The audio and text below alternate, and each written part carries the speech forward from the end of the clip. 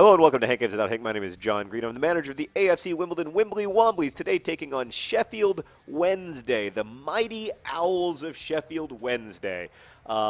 Yes, nothing intimidates you more than a team named after a day in the middle of the week whose mascot is an owl.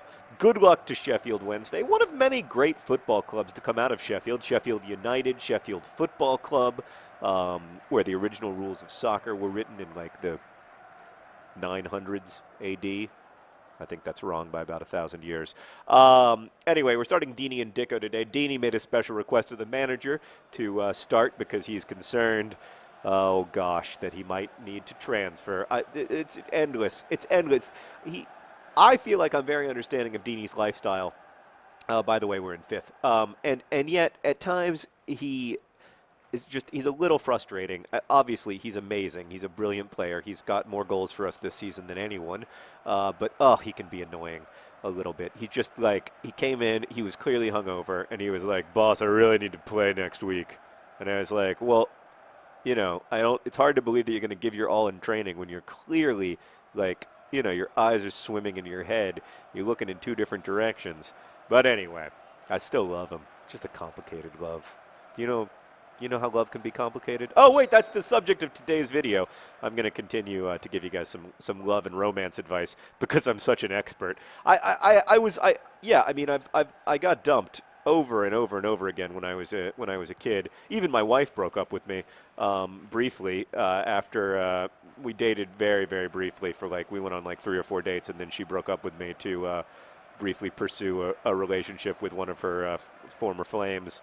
Then that fell apart, and Sarah and I started dating properly. And it was in that interim 6 months between what Sarah and I refer to as the spring and the fall, between when we dated briefly and when we really ended up dating. It was in those 3 months that I learned, or 6 months, that I learned a lot about myself, a lot about confidence,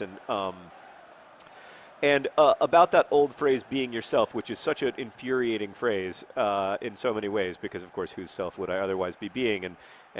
But I learned, as I think you only can organically, I learned what that meant, what that was going to mean for me, and that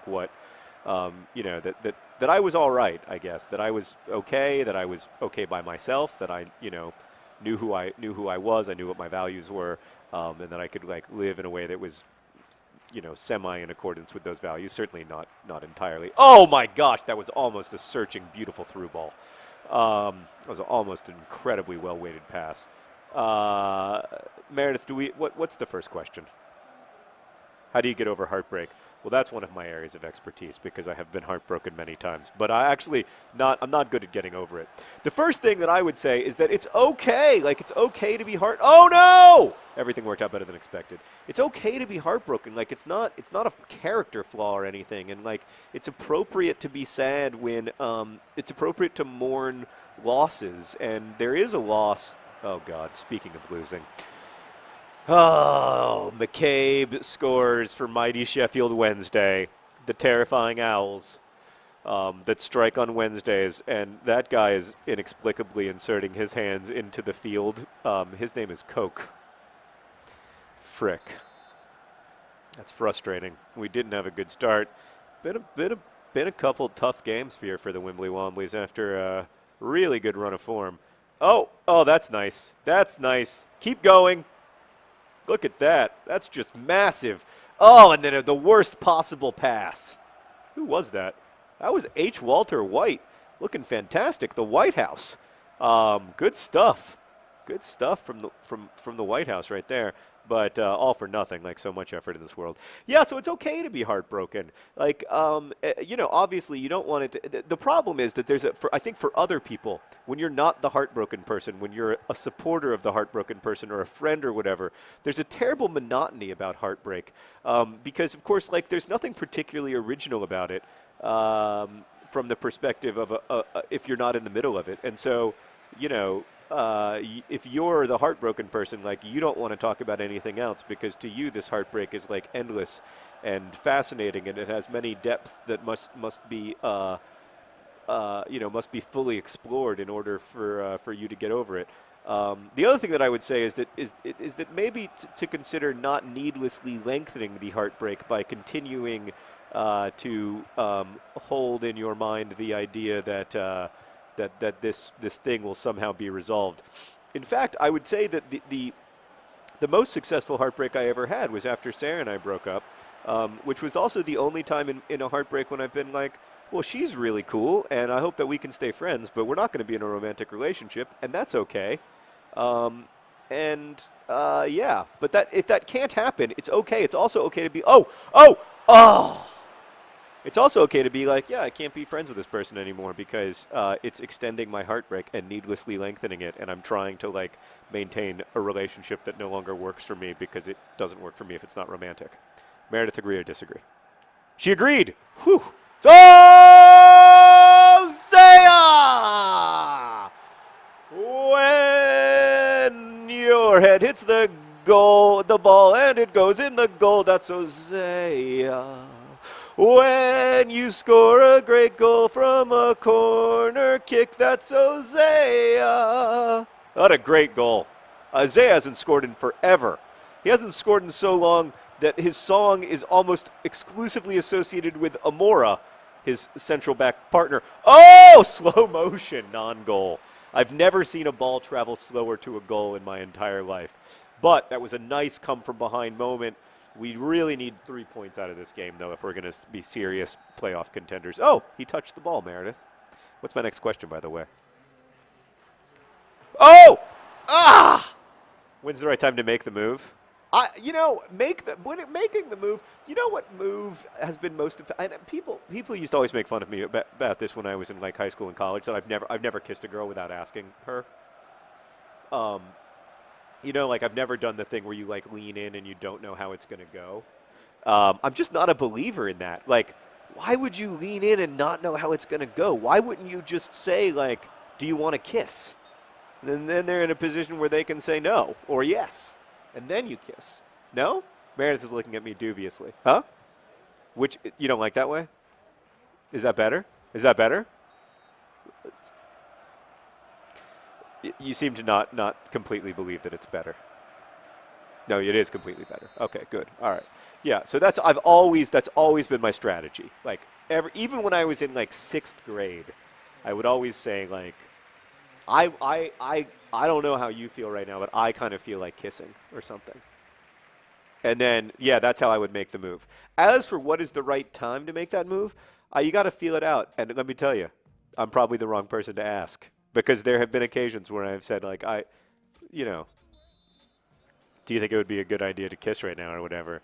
And the person that I was talking to is like, no, I don't even like kissing people of your gender. Then I'll be like, oh, my bad. Cool, though. Yeah, doesn't always work. But then at least it's a conversation instead of this, like, weird act of physical aggression. I don't know. That always weirded me out, the whole and then the whole idea that like boys are the kissers and girls are the kissies. Well, that's weird too. Like just puts a weird dynamics into it.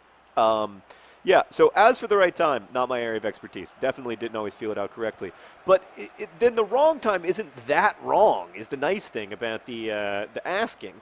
Then if the wrong time is wrong, it's just like, oh, man, that was awkward. And then it's over. Instead of, like, it being this, like, weird half kiss that then leads to a conversation. Why not have the conversation before the half kiss? Oh, my gosh, what a ball. What a Dicko! Oh! Dicko!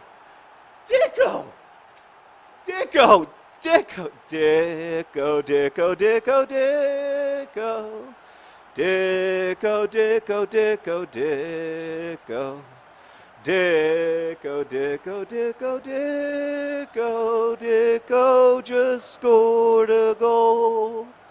What a Wimbly Wombly goal that was. We are playing. I mean, I know that we're giving up goals and everything, and I know we're probably going to give up one here. But like, we're playing beautifully right now. These beautiful flowing through balls. That I mean, you want to talk about romantic love.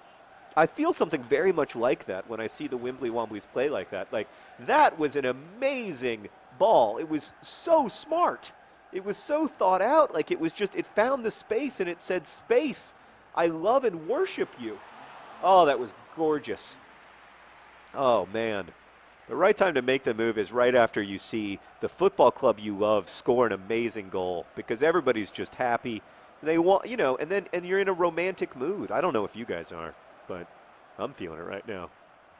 Do you want to make out, Dicko? Because I kind of do. I know that we're both married. I'm just telling you. I'm telling you the truth. I'm telling you how I feel. I think Sarah would be fine with it. I'll ask her later. Meredith, what's my next question? How do you get approval from your parents to go on a date? Oh, that's a great question. As a parent, I feel that I have unique insight into it. Dicko in the box. Dicko in the box. Dicko in the box. No, you were supposed to pass it back to that guy. Oh, he wanted to score so bad, too. I could tell he was kind of motioning for the ball. So one thing you have to remember about your parents is that pretty much, I think for your entire life, they're going to look at you and they're going to see a baby. They're going to see a baby whose diapers they change. They're also going to feel this intense, unspeakable fear about your well-being. Like, they are so worried for your well-being. Oh! Golly gee, hell's Pels couldn't get off his leg. They feel it's not normal. It's like a pathological illness that they're experiencing. Their level of like worry for you and love for you, it's like way out of the realm of normal. So you have to know that going in to this question that like they are deeply concerned. So I would just be as mature about it as you can be and say, I want to go on a date with this person. Here's some information about this person. This is exactly what I want to do for the date. I want to do X and Y and Z, and I'm going to be home by this time, and, you will be able to reach me here. And, we're going to see this movie at this time, which will be followed by dinner at this restaurant. There will be people surrounding us at all times, except when we are in the car, when we might fog up the windows a little bit, but we will be fine. Really what your parents want to know is that you're going to be okay. Oh, saved off the line! X button, X button, X button! Oh, I hit it too late. No, it worked out! I still don't know where the X button is. What happened? Is that the end of the game? Yeah! Oh, what a save off the line at the very end. And then even though I couldn't find the X button, we found a way to keep it out of the goal. Oh, this is good American fun. Thank you to Seb Brown, to Hell's Pels, to Yabamba, to Dicko, who scored a beautiful goal, and to whoever, I don't even know who it was, made that amazing pass. Good luck. Good luck getting your parents to let you go out on a date. But good luck in everything in your lives. Thank you for watching. Best wishes.